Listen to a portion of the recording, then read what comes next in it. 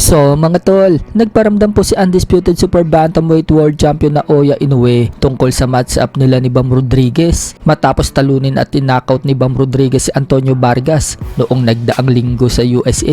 Nag-share po si na Oya Inoue sa IG niya ng story ng poster nila ni Bam Rodriguez at may nakalagay dyan mga tol na coming soon with question mark at may logo pa ng Ring Magazine. So tinatanong nga po sa poster mga tol na shinare ni Inoue kung si Bam Rodriguez na ba ang makakalaban niya soon. At syempre, napareact po dyan ang mga Pinoy fans, lalong-lalo na ang mga solid fans ni Cuadro Alas. Mukhang papalagan na daw ni Inoue itong si Bam Rodriguez dahil nakikita daw ni Inoue na kayang-kaya niya talunin itong si Bam. Pero sa hamon daw ni Casimero kay Inoue, wala daw itong sagot. Maging si Cuadro Alas mga tol, mukhang hindi rin nagustuhan ng poster na shinare ni Inoue. Inedit po ni Casimero yung poster at mukha niya yung inilagay at inalis po itong si Bam Rodriguez. Nakadila nga po dyan si Cuadro Alas mga tol habang takot na takot ang mukha ni Inoue. Parang iiyak na nga po yung mukha ni Inoue at sinabi ni Casimero sa caption, "Hey bro na Oya Inoue, what if soon?" So hinahamon na naman po ni Casimero si Inoue, what if daw kung sila ang maglaban soon?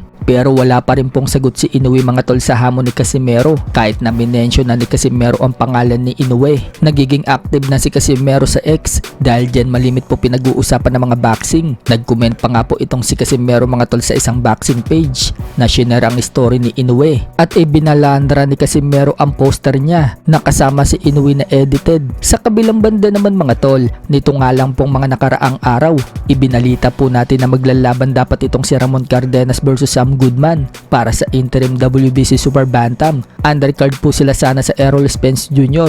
versus Team Zoo, pero makalipas po ang ilang araw mga tol, sinabing cancelled na ang laban na yan. Napagalaman po natin na may laban pala itong si Ramon Cardenas sa Probox TV kaya hindi na matutuloy yung laban. At kahapon lang mga tol, nag-utos naman po ang IBF na kailangan maglaban ni Sam Goodman versus Japanese Ryusuke Nishida para naman po sa interim IBF Super Bantam. So sayang mga tol, kung nakarank na si Casimero sa IBF Super Bantam, siya ang mapapalaban dyan sa interim. Pero hindi pa kasi nakakapasok sa ranking si Casimero sa 4 na sanctioning bodies. Hindi pa kasi nag-a-update ang rankings sa ngayon. Sa ibang banda naman mga tol, puspusan na po ang pag-iinsayo ni Emma Bacosa Pacquiao.